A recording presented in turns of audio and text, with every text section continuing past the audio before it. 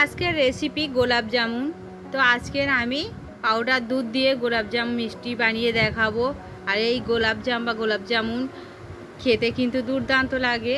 আর powder দুধ দিয়ে মোটামুটি বাড়িতে আমি অল্প একটু পাউডার দুধ দিয়ে কিন্তু বেশ অনেকটাই গোলাপ জামুন বানিয়েছি। আর দেখেই বুঝতেই পাচ্ছেন কতটা রসালো হয়েছে, রস ভেতরে ঢুকেছে বা কতটা সফট আপনারা দেখেই বুঝতেই পাচ্ছেন। তো কিভাবে আর ভেতরটাও আপনাদের কেটে দেখাচ্ছি, দেখুন দেখতে তো কতটা জুসি হয়েছে ভিতরটা, আপনারা দেখেই বুঝতেই পাচ্ছেন। তো আমি যেভাবে বলবো আপনারা যদি সেভাবেই ফলো করে বানান তাহলে কিন্তু একদমই আমার মতনই হবে। তো তার জন্য আমি প্রথমে কি করছি, 10 টাকার প্যাকেট আমি 2 প্যাকেট দুধ নিচ্ছি এখানে। তো দুধটা 10 টাকার প্যাকেট নিচ্ছি। আর আমার এখানে যতটা দুধ আমি নেব তার অর্ধেকটা আমি ময়দা নেব। তো দুধ আমার এখানে প্রায় পৌনে 1 কাপ মতো হচ্ছে, তো আমি তার অর্ধেকটাই কিন্তু ময়দা নিয়েছি, দেখেই বুঝতেই পারছেন। তো নিয়ে নিলাম। এরপরে আমি অল্প একটুখানি এলাচ গুঁড়ো দিয়ে দেব সেন্টটা সুন্দর আসার জন্য। আর একটুখানি বেকিং সোডা, দেখেই বুঝতে পারছেন কতটা দিয়েছি, 2 পিঞ্চ 3 পিঞ্চ মতো। আর 1 চামচ চিনি দিয়েছি। এরপরে হাত দিয়ে একটুখানি শুকনো উপকরণগুলো একটুখানি এইভাবে মিশিয়ে নেব। মিশিয়ে নেওয়া হয়ে গেছে, তো দেখেই বুঝতেই পারলেন। এবার আমি ওর মধ্যে 1 চামচ ঘি দিয়ে দেব। আপনারা কিন্তু ঘি দেবেন, অন্য যেন সাদা তেল দেবেন না, তাহলে সেন্টটা একদম বাজে হবে।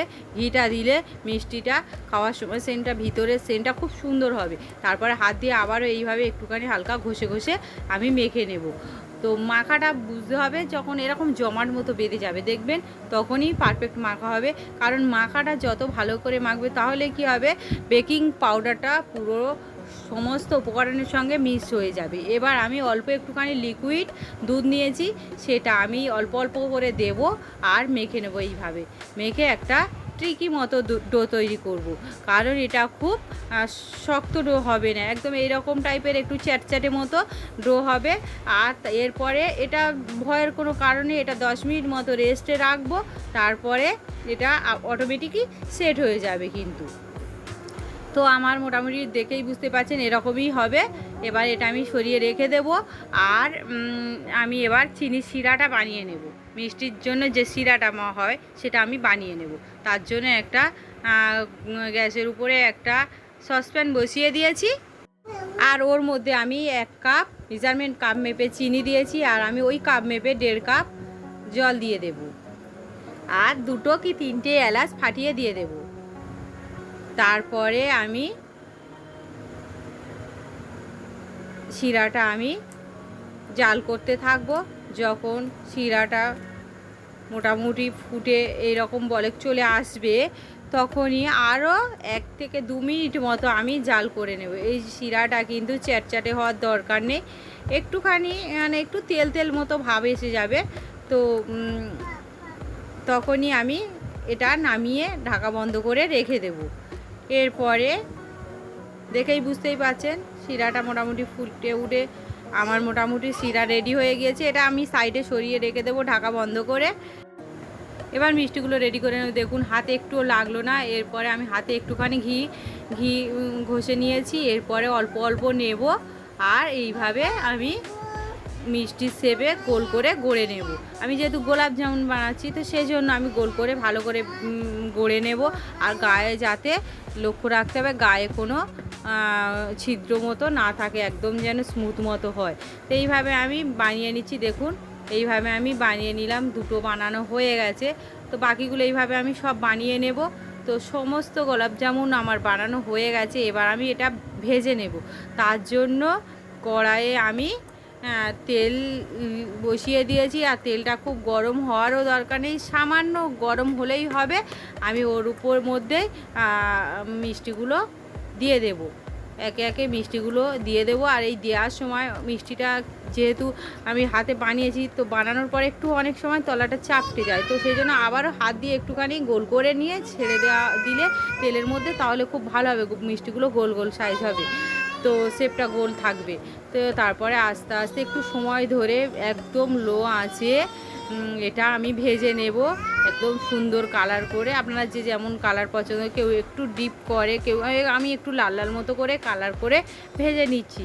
দেখুন আস্তে আস্তে এইভাবে কিন্তু আমি যখন কালারটা খুব সুন্দর মতো কালার চলে আসবে, আমি এর মধ্যে থেকে আমার কিছু কিছু মিষ্টির কালার চলে আসছে, তো কালার যখন চলে এসছে আমি এবার তুলে নেব। এইভাবে সমস্ত মিষ্টিগুলো আমি ভেজে নেব।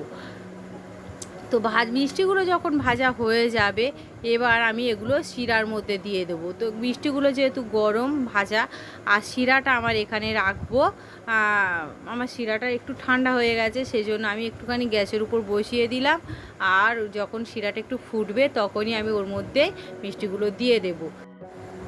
তারপর মিষ্টিগুলো দেয়া হয়ে গেলে 1 মিনিট মতো আমি মিষ্টিগুলো একটু জাল করে নেব ঢাকা বন্ধ করে।